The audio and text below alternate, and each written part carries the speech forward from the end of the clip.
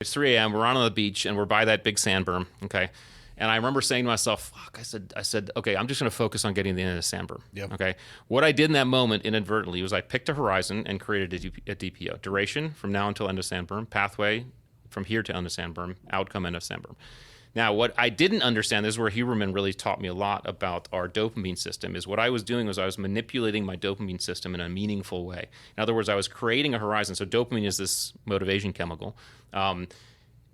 It causes us to get up and move. Okay, and if we're in absence of dopamine, we're not even motivated to get out of bed in the morning.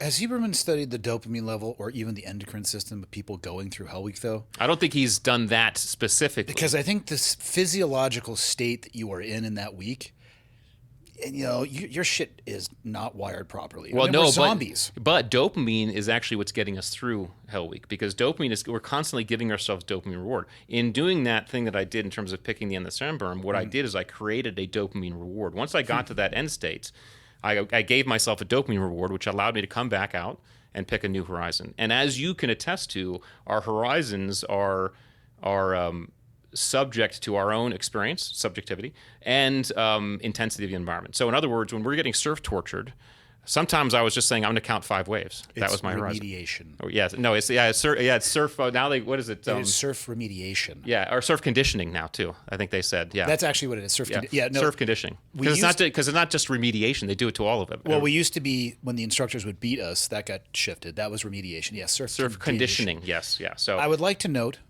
that no aspect of it changed other than the name. And it still felt like torture. Yeah. And feels like torture. So thank you for rounding the edges on that, English People police. don't understand. People who haven't been to Southern California don't understand how fucking cold the water is. Especially in the winter. Yeah. Yeah. And people also don't understand that most people quit buds because of cold. It's not because of the physical stuff. We had a February Hell Week. I know, 212, man. Yeah, there was a cacophony of just an orchestra at the bell. Yeah, we had ours was October or November, I can't remember. So we're just getting on the cusp, right? Yeah. So all this to say is the horizons we pick are subjective as we manipulate that dopamine system. Sometimes I'm going to count 5 waves. Sometimes it's going to get to the next meal. Sometimes I'm going to get to the next wave or get to the end of the day.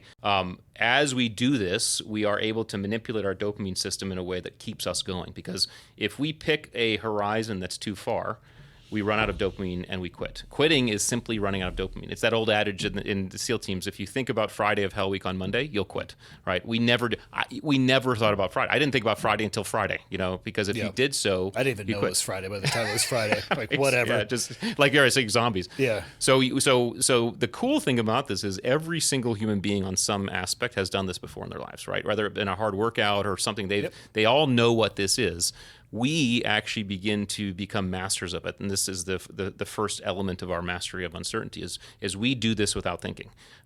When the shit hits the fan, we begin to just pick horizons, and no matter what it is, horizon. So I was talking to a buddy of mine. You might know him. I won't mention his name right now, but he is retired, and we were talking about hey-ho, the hey-ho jumps. High altitude, high opening. High altitude. And actually, we were at lunch with, so it was a couple of us who all served together. HB was one of those guys. Okay. And we were talking about hey-hos.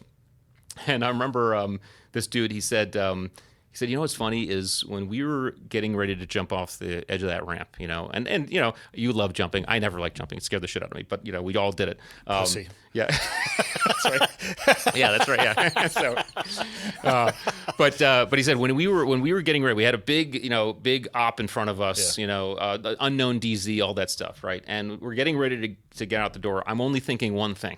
And I was like, what's that? He's like, nail the exit. Yeah.